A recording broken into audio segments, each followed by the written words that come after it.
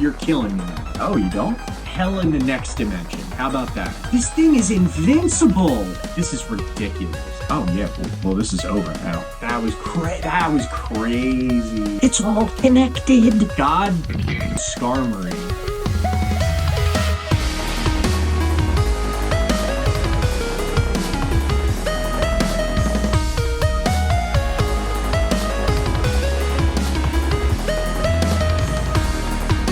Welcome back, everyone, for the segment I've learned to lovingly call How Embarrassingly Bad Am I at Pokemon? That's right, folks. We're back for another episode of our Monotype Team's challenge of the Indigo Disk playthrough. Last episode, we had challenged the fiery Fred head. Not quite, but that was almost something. I gotta warm up here a little bit. Anyway, Crispin. It took a little doing, but in the end, we managed to pull out a win. Next up, the Ground Monotype team. Ground types. Whether you love them or hate them, you can't deny they are extremely powerful. Our Earthquakers are resisted only by two types, grass and bug. However, Ground is strong against 5 different types. Rock, poison, not sure what that's about, fire, electric, which it's immune to defensively, and most importantly for our purposes today, steel, which brings us to our target. On today's episode, our earthy friends will be challenging Mr. Krabs' impression of a robot. And honestly, I don't really think she deserves a spot on this Elite Four. Why are you looking at me like that? Oh no, I meant because she's a robot, not because she's black. Anyway, Amarys here is the Steel-type Elite Four leader. And let me tell you, this one was a doozy. Do people still say doozy? In some ways, Amara was the hardest of them all. Get it? Get it? Guys, get it? It's hard because, like, it's steel. It's also hard because she's a robot. Wait, why does it just say Fresh Prince of Bel-Air joke in the script? Wait, no, that's not what I meant! Well, let's get moving, before I get my channel permanently taken down over some really badly written misunderstanding-style jokes. I did nothing wrong, man. I did nothing wrong whatsoever. I got banned. I didn't even know I got banned. Jokingly. The challenge rules are the same as the last time, but I'll display them on the screen for your convenience in case you're joining us for the first time. You should check out the first video. It's super good. We're gonna try and make this segment a little quicker than the last time, so I don't lose too many of you. Here we go! No, go to the team part. We have to go quick. Oh, you're ruining it. Oh, well, they're all gone now. Excadrill. Excadrill. He's blasting your booty, but don't call him a Drildo. Drill to thrill. Some other third thing. Excadrill is one of my favorite Gen 5 Pokemon, with a fantastic ground steel type. It's a fast, physical attacker, and I've given it maximum speed and attack EVs to match. Excadrill's got the Life Orb item, and unfortunately its ability won't really be of any note since I didn't choose Mold Breaker. We're using a solid setup option in Swords Dance, and although I know it'll be tough to get off, if we do, we'll be in business. Excadrill is equipped with Iron Head for solid steel damage and possible flinches. I mean, surely it would never be quad resisted, right? We're also equipped with Drill Run, which is a great physical ground move that doesn't have spread penalty and won't hurt our allies. However, we are, of course, rocking Earthquake, as Exca has a penchant for quaking the ground more than Fat Albert in a cartoon intro. Gliscor. Gliscor, one of the all-time most well-rounded, unique, and powerful Pokemon I've ever seen. Most would agree. Suffice to say, the Sky Scorpion is surely our savior. That was so many S's. Why do I do this to myself? Gliscor can fit many roles, quite literally a Swiss Army knife Pokemon. However, we're going to use it primarily as a support Pokemon. Ground Flying is one of the most clever type combinations, as we've seen. And thematically, I like the implications. Because of the implication. We've invested in attack, defense, HP, and even some speed to get a well-rounded spread. Naturally, Gliscor here is slurping up poison for breakfast and healing with the Toxic Orb as if it was leftovers due to its excellent poison heal ability. We have an interesting support hybrid moveset on Gliscor, starting with Tailwind to boost us with dynamic speed. Things get interesting when we add Substitute in the mix, which allows Gliscor to heal with less interruption. And of course, to set up with Swords Dance! Yeah, this thing's a lot stronger than you probably remember. Lastly, we're using high horsepower to attack from behind our sub for hard-hitting ground-type damage. God, I love this thing! Gastrodon. Slonald and Slugless! Slugless, courtesy to Jaden Animations for that perfect name. Gastrodon is our resident sea slug and bulky water ground. Or you could call him the Don. Boy, we're just brimming with YouTubers today. I feel like there's one we forgot. Nope. I'd like to go on the record as saying that I adore Gastrodon. It has a lot of great tools it wants. Typing, ability, high HP, respectable special attack, especially with Storm Drain, but it's falling short in a few key ways. Unfortunately, we're probably gonna see that in action later. But enough literary devices. Our cute little Slimer has max HP investment and some special attack as well. Leftovers as an item is an obvious choice. I've chosen Earth Power as our main ground attacking move, though there's not much choice. When can we get more special ground and fighting moves, Game Freak, please?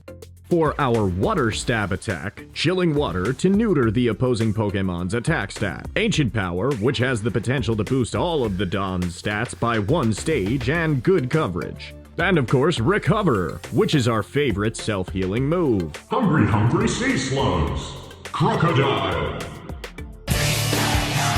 Christ, we can't have another one of those happen again. Memes. Not even as a meme. Anyway, Vector the Crookdophile, and/or Crookdor the Vectorphile, is one of the premier Gen 5 physical attackers. This croc will rock your crockpot socks back to the squawk box. No, it doesn't mean anything, I just say things. Crocodile will be using a diverse moveset with the Expert Belt item to boost its super effective damage on the different coverage moves it has. Moxie, its ability, will help us gain momentum through attack boosts when we pick up KOs. We have Earthquake, as usual. Get used to it, this won't be the last one you see. Crunch, a nice fat dark type physical move with a chance to drop defense. Fire Fang, just in case there's a steel type. Oh wait, they're all steel types. Oops, all steel types. Brick Break, just in case there's a steel type. Oh wait, they're all steel types. Oops, all steel types. Oh, and also to break screens. Hopefully they actually have them this time. Blood Moon Ursaluna. Blursaluna, the bloodiest an Ursaluna can get. This Ursaluna was so Cold-Steel, or in English, angry at the moon, that it grew a giant laser wart on its forehead. Blursaluna is a sweet Pokemon. I would really love to see more of these semi-legendaries that are technically just rare or endangered standard Pokemon that have become altered through time or some other means. I love this thing! Ground Normal is not a bad typing at all, and although it lacks some of the spicy sauce that Norsaluna, which is Norwegian for normal Ursaluna, has, it's still got the jams. Heavy defense and HP investment, along with special attack. And I've gone with Shell Bell, hoping, keyword hoping, that we can recover some of Blurse's huge HP with big damage. The ability will likely not become relevant in this match. Blursaluna is using a setup-style moveset as well, with, it says here, Clam Mind? I don't know what that's about. To boost special attack and special defense. We also have the ability to, as you might imagine, call upon the moon for its healing light. But that's not all the moon will be doing. We're also breaking out the classics with Blood Moon, which is a DLC for the hit Bethesda breakout title Morrowind. And an all-around great time. Also, Earth Power again, since we don't have a better option. Wait, wait, what? It looks so ridiculous. It's so tiny. Oh, stupid stinky babies. Flygon. Flygon La Jinn, the dragon of the mystical genie of the Jedi lamp. Wow, long way to go for that one. is our last member. And can I just say I wish they had stuck with the autumnal color scheme the whole way? I mean, I like the color blue more, but this blue and olive green color scheme, not at all skibbity. You're killing me, man. Anyway, the bug-eyed dragon stays. We've got mostly attack and speed investment, and choice scarf, because I couldn't be bothered with figuring out anything other than the standard Flygon set.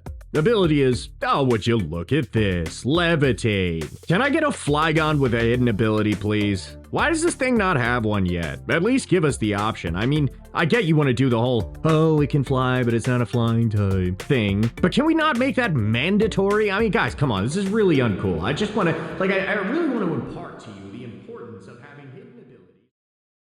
As you can imagine, Flygon has Earthquake. Hey, that's the name of the show. Bulldoze to drop enemy speed. It also has Stab Dragon Claw, but that won't be very effective. And finally, Thunder Punch. Just like last time, folks, this is a blind playthrough. And if you enjoy the video, please like and subscribe. I appreciate everyone who's joined us so far on this adventure, and I'm looking forward to more just like it. Ah, there we are. Right down there.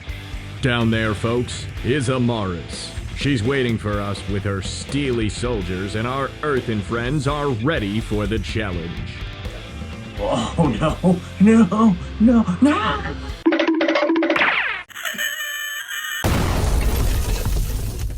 Well, that didn't work.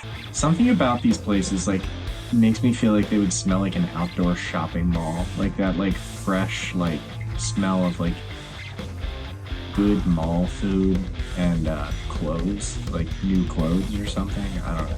Whoa, just take it easy, man. And now it's time for our second of 4 elite trials, which we will need to complete to challenge Amarys. Yes, I am. Well, you're looking at her. Oh, of course I gotta pay you more money, naturally. That's fine. Take my money again. I didn't work hard for it or anything. Money, in this context, means BP, which stands for... Okay, something about this sounds oddly familiar. Yeah, look, come on, man, this is priceless. Can we look at this for a second? This guy, I mean, it's even better because he's silent, right? Come on, you can't make that tough. Before the trial, we get to talk to our next opponent. Oh boy, this one. So what's up with the, like, Civil War era, like, tassel, I guess they would call that? Like, she does have actually kind of a cool out. It's like every single one of these people, I look at them and I want to make fun of them, but then I'm like, those boots are hot though, right? Jokes aside, I think the design choices for the Elite Four have been great. Each one of them has a sense of individuality and they're all memorable. She's like a robot, dude. Ravioli, ravioli, give me the ravioli. Yet again, we're taken off to a separate site, but this time there's a little more.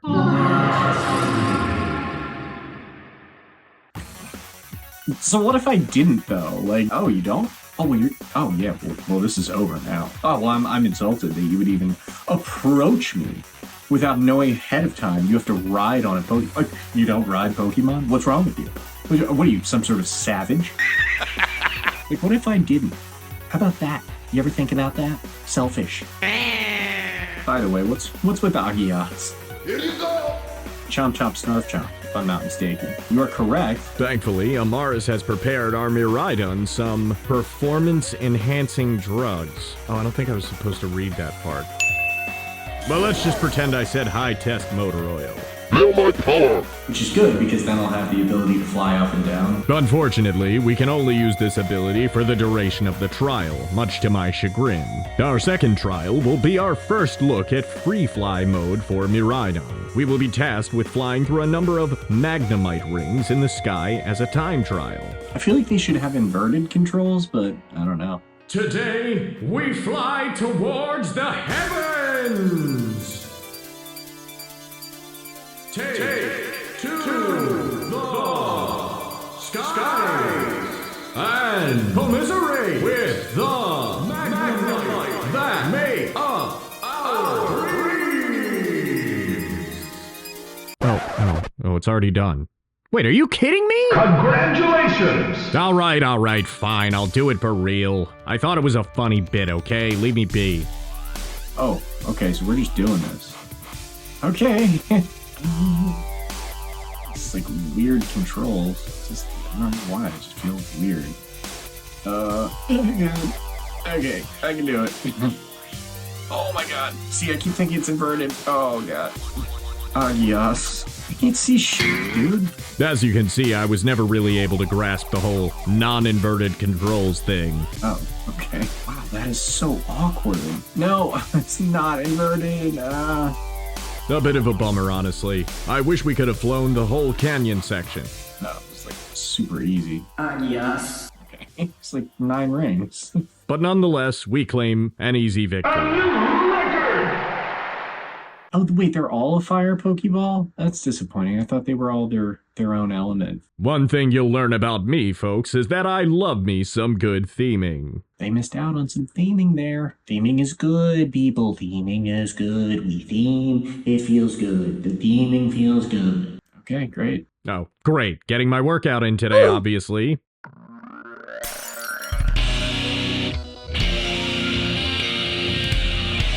After our little blue sky bonanza, Sans Bonanza, we're ready for our match with Amarys. As the Steel-type trainer, I'm expecting no pushover. I do like that the arenas are all this, like, digital sort of, like, cyberspace kind of look. My vision is permanently damaged. But they're all individualized for them. Like, hers is, like, steel themed, it, like, sort of like a castle. His was, like, frying pan. Like, that's cool. I like that. Theming is good, Beep. All right, let's do it. Now more than ever, I'm ready to go. As we take our positions in the arena, oh boy. Bruh. The game yet again jams some plot down our throat. Oh boy. Here, why? What are we doing here? He's my pal. We're pals. He's my rival. I don't really know what he is to me. I have a few thoughts about this Kieran plot they're pushing, but we'll save that for later. At the end of the day, the story is acceptable. We'll move on for now and say he's our pal. Pal world? Confirmed? It's the missing link. Pal world. It's all connected. The silence really makes this just so very awkward. They really do leave you in silence quite often. Poor choice for a game with no voice acting. Now let's send this robot back to the scrapyard. Oh, it's a pocket watch. Okay. Our leads, Excadrill and Gliscor, come out, and their opponents are chosen wisely. Alolan Dug Trio and Skarmory. Wait, Skarmory? Oh my god! Yes, Skarmory. Sadly, Amarys prepared with one of the absolute most effective counters to our team. It hard walls anything that isn't a special electric or fire move, and I don't have either. Mine are both physical. Great! The Alolan Dug Trio is no slouch either. Despite a lower attack stat, it has a lightning fast speed stat. I think I'm going to go into Gastrodon, and then Gliscor is going to Tailwind. Expecting a hard-hitting steel move, I decide to pivot. Hopefully, our Sea Slug can drop one of their attack stats with Chilling Water. Dug Trio opens with Earthquake, which synergizes well with Skarmory as intended. However, Gliscor is safe as well. So that shouldn't hurt very bad. It's not terrible, but still a decent chunk. Yeah, it's not that bad. Tailwind, good, important.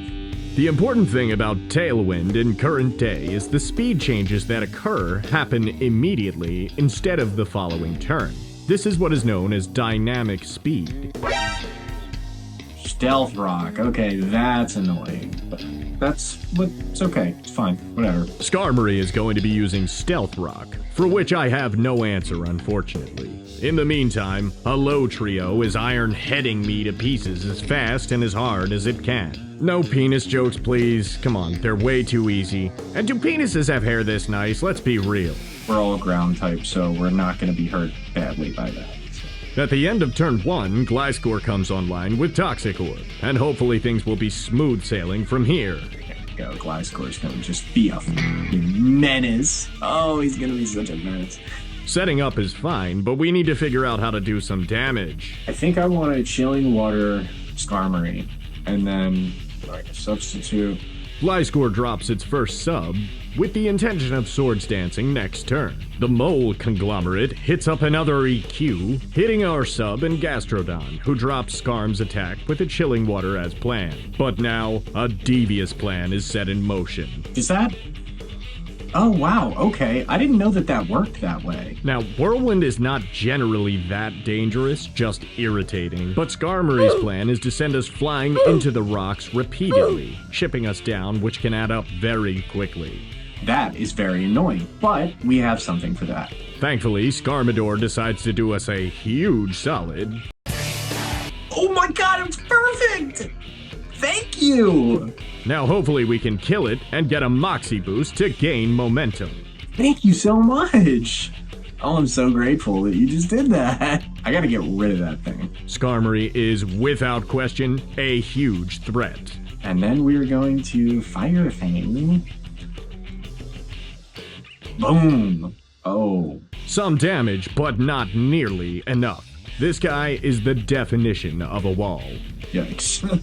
Yikes is right. Okay, so this Skarmory is gonna be pretty annoying.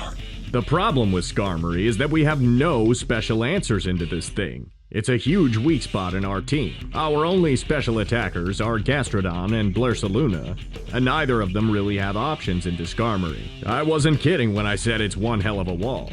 Without special electric or fire moves, I don't know what we're going to do about it.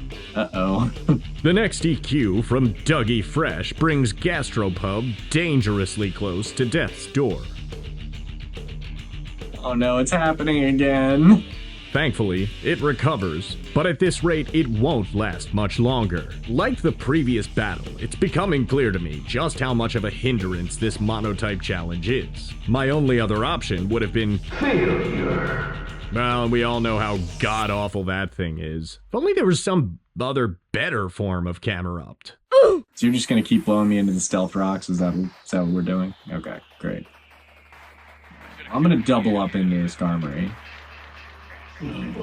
Flygun gets brought out. Perfect. Again. And for a moment, I short-circuit, trying to figure out what's next.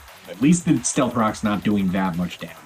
Let's get rid of... Please don't say something stupid. Please don't say something stupid. Dark Trio. I'm gonna double up into this Skarmory. Dark Trio. Well, at least I never claimed to be the best Nuzlocker in the world. Honestly, I might well leave Skarmory in. The biggest little mistake I've ever made. I guess we're gonna... Yeah, we'll do Bulldoze, I guess. I commit to my decision after making a really uncomfortable fart face, and then decide to send it with a Bulldoze. Doug Trio gets bounced harder than a prison wall ball game. Survival. Ah!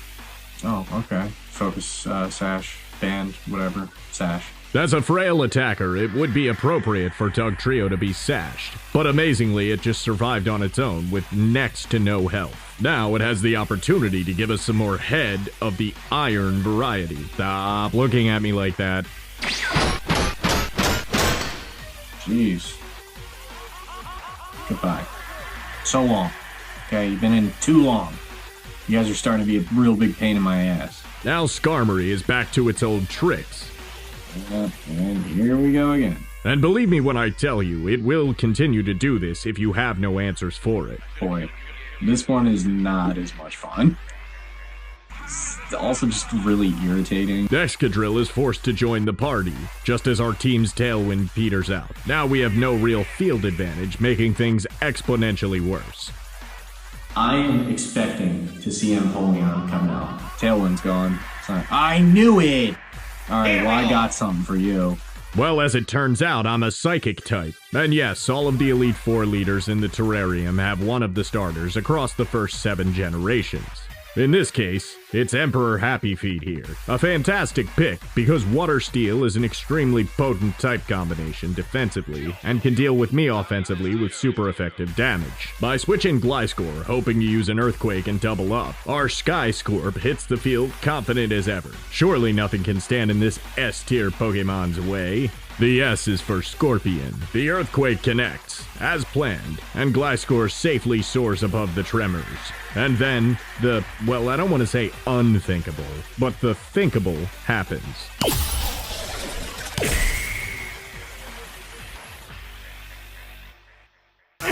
Oh, you chock-blocked me, bro! Ah, yes, it seems our old friend and colleague, Ice Beamington III, has put a damper on our parade, as he's known to do. Oh, he's so incorrigible. I really should have anticipated that Empoleon, of all things, would be packed in with Ice Beam.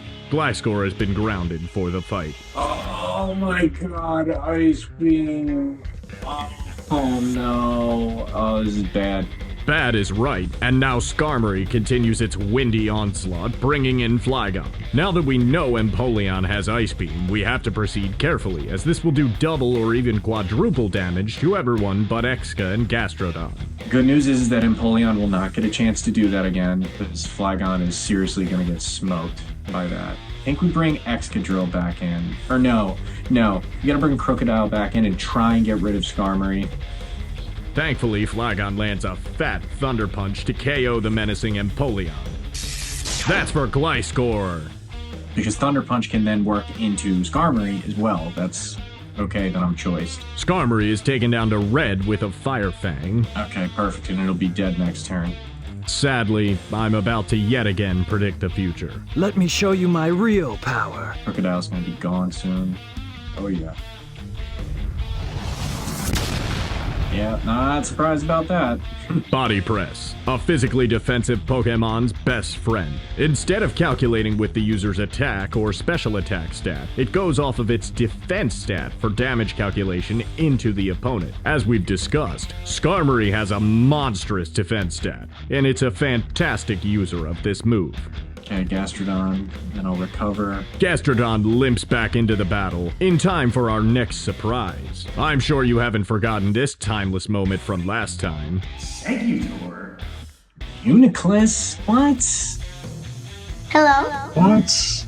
And what do you know? They're both egg-shaped! Is this, dare I say, an egg-spiracy? Wake up, sheeple. The Illuminegi doesn't want you to know this trade secret. Don't be fooled by the breakfast lobby. Just say no. She calls it a mayonnaise. Are you okay? I feel so good. Reuniclus, what are you talking about? Reuniclus is a great pick due to the Magic Guard ability, protecting it from anything but direct damage. If we had gone with a Sandstorm strategy, that would have been a perfect example of something that Magic Guard protects against. Flygon decides to take matters into its own tiny hands and Thunder Punch Skarmory back to wherever it came from. The Rocky Helmet chip is starting to add up, however. Rocky Helmet is really killing me, man. You know what? Sorry, just remembering how glad I am that Skarm is gone. I think we're gonna bring Garchomp into this bad boy. I mean, he should have been all along. When I planned the teams, I had no idea how competent their squad was gonna be. Gastrodon recovers, hanging on for dear life, but contributing nothing meaningful when... Hi. Wait. Oh my god. And naturally, they finally show us the grass-type move that we knew was going to pop up eventually. Gastrodon gets crushed by Energy Ball, removing it from play. Well, there's the grass move that we knew was gonna come. Only 2 healthy Pokemon remain, with Flygon being critically injured. Can we pull this off? This is ugly. Surprising nobody, Amarys sends out her next hitter, Scizor, a requirement on any solid steel monotype team. Yeah, I definitely need better fire coverage. Next, we send out our Morrowind DLC, Blursaluna.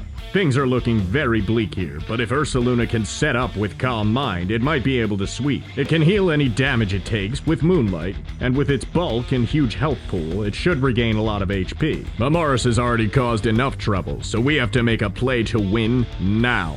Unfortunately, Scizor sends a barrage of bullet punches at Flygon, taking it out of the battle. The critical hit adds insult to injury. Yeah, I figured that much. Okay. Without our bugaboo, Draggy Drew. Why do I write this shit? Without Flygon, it will be next to impossible to win. Okay, so... Mistakes were made. We attempt to set up our first Calm Mind with Blurs, with the hopes of enabling a sweep with the endangered bear. Hey, listen, Ursaluna might still bring this thing back. It's really good. After our wildlife meditation session, Amarys decides to use a move I was not really expecting to see. Trick Room. Trick Room is another stage hazard which, like Tailwind, serves as a form of speed control. This wacky dimensional pocket will reverse the turn order of all Pokemon on the field, determined originally by their speed stats. It will now cause the fastest Pokemon to move last, and the slowest will now move first. All in all, it's extremely disruptive to normal teams that aren't equipped to counter it. However, in our case, we happen to have a friend who can move comfortably in this weird space. That's even better. Even better. Ursaluna is slow. I'm good with it. But hopefully Amarys' last Pokemon won't underspeed it. Or some other insane random thing that could happen for no reason at all. Exca is gonna get absolutely lit up by this energy ball. Damn, dude. Especially if it takes Stealth Rock damage, give me a break! Calm mind again. Naturally. Reuniclus irritates us by protecting, ensuring its safety for the turn. Scizor follows up with a Trailblaze, a grass-type move that boosts speed by 1 stage. Off. Oh my god, that's so annoying. Extremely. We decide to go for a second Calm Mind. Speaking of minds, make a mental note that we now have +2 in both special attack and special defense. I come here. I don't know what to do. Okay, well, we always knew it was possible, so can't protect twice in a row. I mean, surely this won't hurt at all then, right? Damn, and I calm-minded. At the very least, we were able to finish Scizor with Earth Power. Thank God. Okay, good. Yeah, that's what I'm talking about. Let me get some Shell Bell HP back, please. Yeah, thank you. I'll take that. Run your pockets. They ask you how you are, you just have to say that you're Damn, that's really not very much at all. No, it really isn't. And we're about to be disappointed again by a limp drill run. Ah! Something. Not exactly the kind of something we need right now. And to make matters worse, Reuniclus keeps healing up and protecting to stall us out. This thing is more trouble than I ever imagined. And who even knows what she's gonna send out last? Oh boy, now we're in for it. Metagross is one of 2 Generation 3 pseudo-legendary Pokemon. You'll see this absolute unit come up later during our challenge, but suffice to say that this thing is terrifying for us right now. There's a reason this thing has been feared for many generations. Oh, that's the last one. Okay. But apparently I'm not feeling very dramatic right now. Unfortunately, my reactions for this match were terrible. Drill Run into Metagross and Earth Power into Metagross. In any case, this battle is quickly coming to a close, one way or the other. As stated, I plan to double up into Metagross with both of my teammates, but Amarys prepares herself to terrastalize her ace. Losing the psychic typing won't really be relevant because we aren't preparing a fighting type move at the moment. But there's no way Metagross is going first because we're in Trick Room. And Metagross is probably in the middle of Ursaluna and Reuniclus speed-wise. Well, at least I hope that's the case. Please believe me when I tell you I did absolutely no calculations for this fight whatsoever. Yep, fine by me. Protect away. The menacing goo blob does indeed protect again when Metagross breaks out a dastardly technique. No! Oh my god! Oh my god! That's brutal. I could have had this, honestly. You serious? No, I really couldn't have, but let's just let him think that. Missed. Oh my god. To make matters worse, Excadrill misses a drill run. But keep this drill run miss in mind. Foreshadowing. Unbelievable. Well, it's over now. We have no way to win, and we need to get this over with. Holy crap. Okay. Well, now that we don't have a partner, I'm gonna Terra Earthquake, but there's no way that it's gonna be enough, so. Okay, so obviously the rules state no terastalizing, which means that somehow if we pulled this off, we wouldn't be able to accept the win. But currently in Trick Room, Excadrill will always move last anyway, but I probably shouldn't have even clicked it just to stay wholesome. I don't really know. I mean, okay, Skarmory using Tailwind and Stealth Run. That was very annoying. Excadrill can Rapid Spin. Okay, yes, Energy Ball, right. Okay, can we hurry this up, please? Can we get this over with? It's over. Okay. Alright. Hold, please.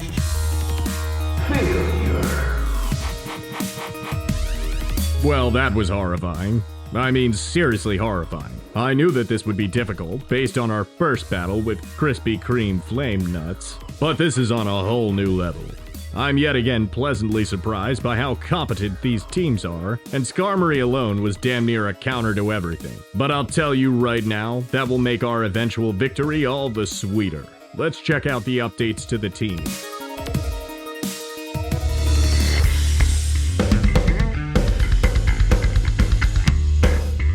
I don't want to belabor this, so let's be quick. Oh hey look, aw, Togekiss is gonna help, aw. Gastrodon is a super weak link here. I really like Gastrodon. If we lose, you can believe that Gastrodon will be the first to go. I'm sorry, little one.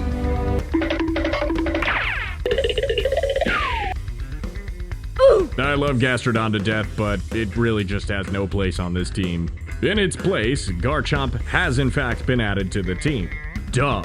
I mean, this is really self-explanatory. It's a fantastic pseudo-legendary, physical attacking ground dragon type. Some argue that it's still the best pseudo to this day, and it's top tier in my all-time favorite Pokemon list. We've given Garchomp the Rocky Helmet item due to not using Rough Skin as an ability, but instead Sand Veil. As you'll see shortly, we will in fact make use of that ability on this iteration of the team. We have standard physical attack or EVs, speed and attack, but with a nice bit of HP bulk added on, since Garchomp can be built pretty tanky with no sacrifice to its huge damage output. We have 2 stab moves that you'd absolutely expect, but we've also prepared Garchomp with Fire Fang. Unfortunately, there was not really a suitable candidate to get good special fire moves off with, so this will have to do. Swords Dance is there for classic Garchomp shenanigans. Crocodile has not had any changes, but I want to take a moment to mention that the key to this Pokemon's value is truly its ability, Moxie. We got absolutely nothing out of this broken ability last time, so it's crucial for our Crocodile Dundee to take at least 1 KO in this next match.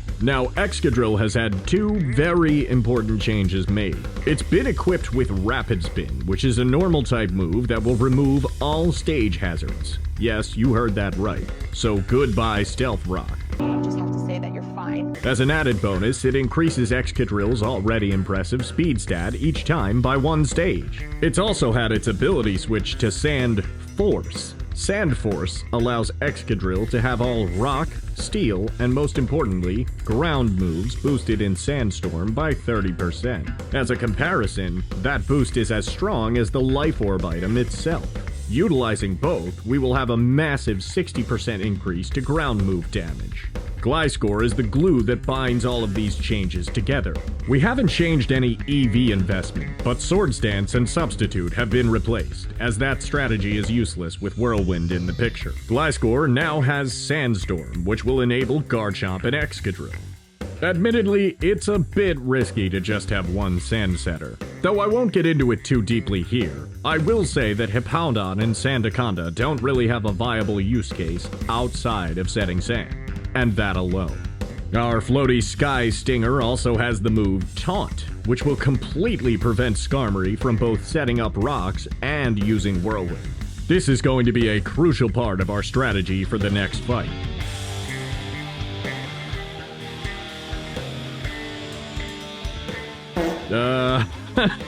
Yeah, so unfortunately, the reaction footage for Battle 2 got corrupted. But here's the great news! We don't even need reaction footage because here is the extent of Battle 2.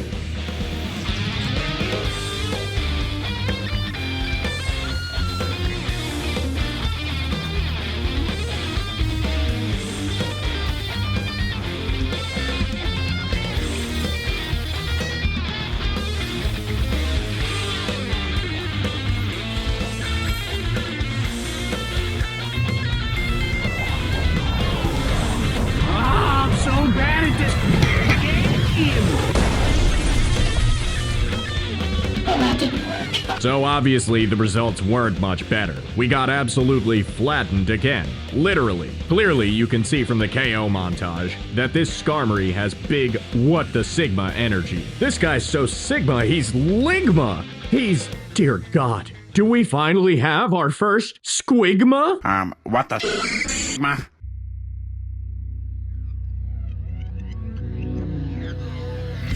The team we already had can most definitely work, and I want to be somewhat brief with you guys as I've probably lost a few of you already. This definitely could have been a 2-hour video easily, as it took the most attempts out of any of them. I would really appreciate if you guys could like and subscribe. This is something I love doing and will continue to do so, but the extra support helps bring the content to more people. Thank you. That was just not recording my face footage for that last one. We lost.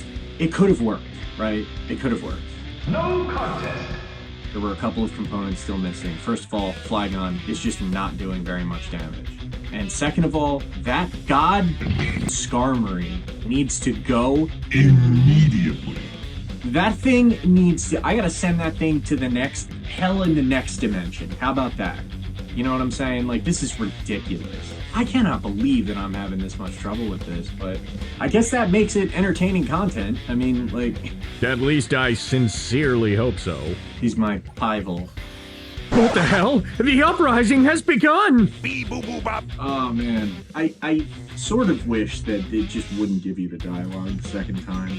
Hopefully you'll be able to rematch these guys, because this is actually, like, fun. I'm actually enjoying this. So close. I can fucking feel it. I love the heavy balls animation. Yeah, if you couldn't tell, I have a weird obsession with hexagons.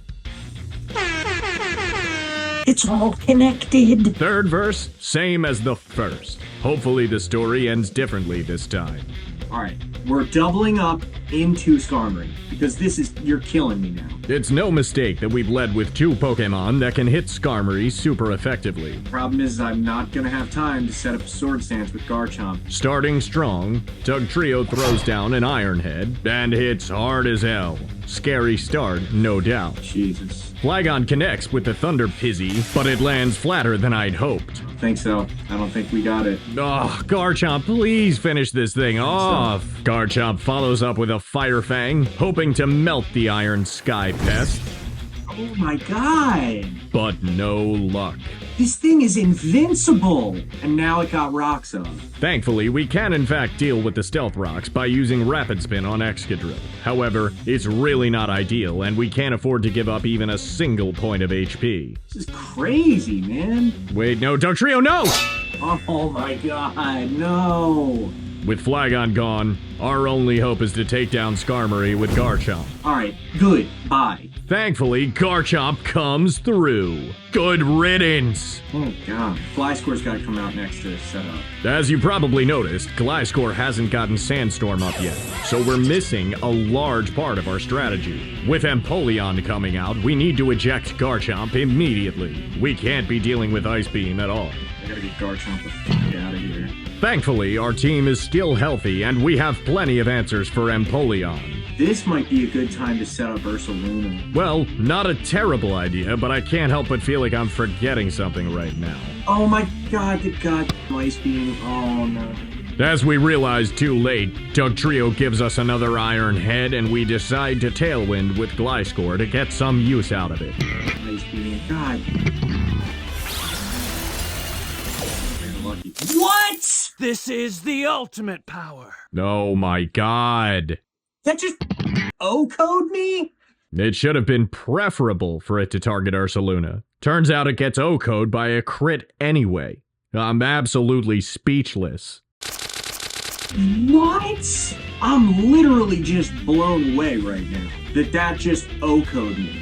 300 HP worth of damage. Well, it's not that surprising. Empoleon is a remarkable starter Pokemon, and in modern day is a bit overlooked. Introduced in Gen 4 as the Water Starter, it's still, to this day, the only Water Steel type, which is an incredible typing. It also had the highest special attack for any starter Pokemon prior to Gen 6. Holy shit. Alright, please send an Earthquake up. The Crockpot Shot Clock is back, and I need for him to clutch up here. It's the best this is gonna get. Please. Can we please? We've Tailwind, so Gliscor's gonna go next, and then it's gonna knock both out. Of course, Crocodile did not get the kill. Well, I must have been thinking that it had Earthquake for some reason, but this actually sets us up well for Crocodile to get the boost after all. Alright, it's fine. Got rid of the Empoleon. Gliscor takes a hit, but thanks to its BFF, the Toxic Orb, it's recovering steadily. Man, I love this thing. Come on. Yeah, take out that Thug Trio. Now it's got the Moxie boost. Thankfully, the Perfect Hair Forever crew is gone, and Crocodile gets a much-needed attack boost at last. Unfortunately, we're about to lose another key player. Finally, we get a Moxie boost off. Oh my god. Yeah, okay, figured that much, but whatever. It's not whatever at all! Look how they massacred my boy! Sadly, Gliscor falls to the little cellular menace. No, not cellular wireless, you idiot! Oh, I hate my editor. Oh wait, the editor is just me in girl clothes. Oh. I'll take it at this point. Now the problem is that we never got the sand-related benefits from Gliscor, so we have no way to enable Excadrill and Garchomp. Exca. Now, of course, Excadrill does not have a boost in the Sandstorm. Despite the few setbacks that we've had, we may still be able to pull this off. Alright, Scissor's gotta go. Now. I'm not letting that thing bullet punch my lights out. Steve Croquin sets its sights on Scissor Me Timbers. Oh my god! But unfortunately, there was an Akaberry in the mix to reduce the fire damage. To add insult to injury, we would have KO'd Reuniclus if it had had Sand Force online. Oh, dude, we're not doing enough damage. We just aren't. No, Scissor, no! Oh man, that's brutal. That's brutal. Crocodile falls prey to the Metal Mantis, but at least we got a flinch on Reuni. Good, at least that flinched. I cannot believe, with the Moxie boost. Garchomp, please come in and clean up. Now I want you to look at the state of our team. We only have 2 members left, Garchomp and Excadrill. Keep in mind, Garchomp's only ground move is Earthquake, which would smoke Excadrill. Regardless, Garchomp is our last hope. It's physically painful to me that our last 2 team members are the ones who would have gotten boosts from the Sandstorm. Best laid plans, am I right? I can't Earthquake, dude. Exca goes in for the Iron Headbutt. And takes the KO! Goodbye, Cellular Wireless, or whatever your name was. Good, and then Garchomp's gonna take out the Scissor. If I can... Alright, Metagross is gonna Ice Punch, but he can only attack one of us. Keeping momentum, we secure the next KO with a perfectly executed Fire Fang. Now we have completely turned the tide of this battle, but we still have 1 Mon left to take out. And it is by no means guaranteed. And there's no Trick Room set up, so it's not going to be able to move first, no matter what. We have this. We have this. We have this. This is it, folks. Her ace, Microsoft Spider-Bot, is last up. I have a plan, but it needs to go off flawlessly if we are going to seal the deal here. Metagross will only be able to attack one of us, but due to the fact that we're both Earthquake users, we may be setting the sentient CPU up for a KO, and then it's all over. If I can hit it with a Drill Run, and with Earthquake from Garchomp, because that will happen second, oh please, everything counts on this goddamn Drill Run. We have 1 turn, 1 shot. Will we land the Drill Run? Or will Excadrill miss the mark like it did before? Everything counts. Please, please, please, dear God, let this connect. Oh, please let this connect. Whatever happens, I just want you all to know that this has been an absolute blast.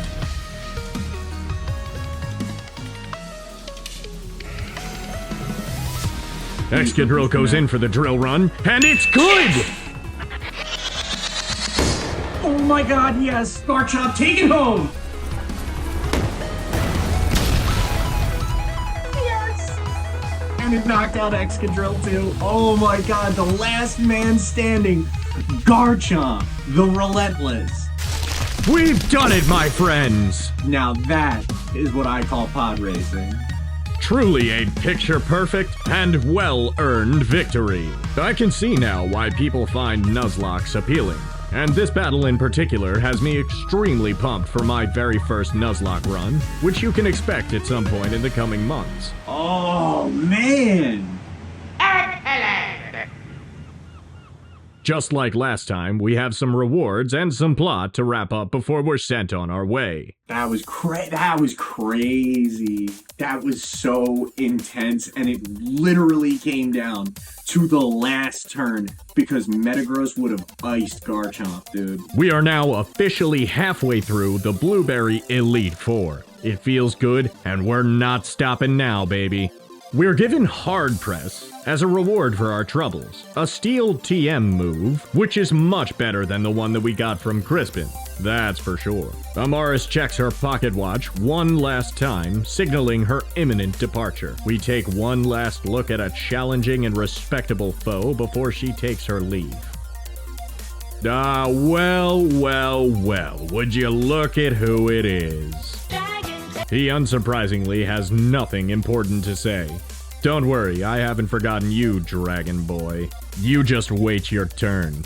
But now it's time for that rant I promised you. I mentioned earlier that I had some thoughts on this whole Kieran thing, and this is probably the best time to address those. I can tell what they're going for here. They're basically setting up a story arc that starts in Kitakami where you meet Carmine and Kieran, and perceive him as weak due to his behavior in the first DLC. Then Ogerpon chooses you instead of him, and he decides to let his resentment boil, and when you go to the terrarium, he's become the champion, ready to take you on.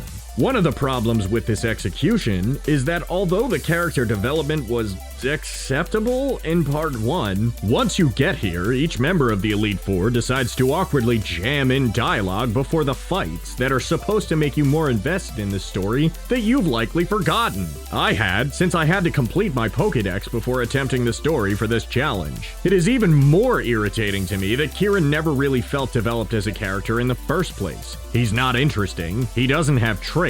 His only trait is that he's quiet and shy. Is that a trait? Is that what passes for traits now? Carmine would have made a much better rival since she actually has, a personality? Then how much time was supposed to have passed anyway? I mean, this would be even more jarring if you immediately attempted the Indigo Disk, since he would have undergone a complete 180 in his portrayal with absolutely no warning. Look, I don't like it, but it's probably better than what we're otherwise going to get with Game Freak. Alright, boys and girls, ladies and gentlemen, dudes and dudettes. And that's it. I really hope this was entertaining, and there are more on the way. I want to thank you all one more time so much for watching. Please like and subscribe if you haven't already, and tell me in the comments what's your favorite ground-type Pokemon. Your favorite ground dual type? I can't wait until we get a ground fairy type someday. All music, with the exception of memes and gags, is written, recorded, and produced entirely by me. Please do not use or reproduce without my permission. Thank you.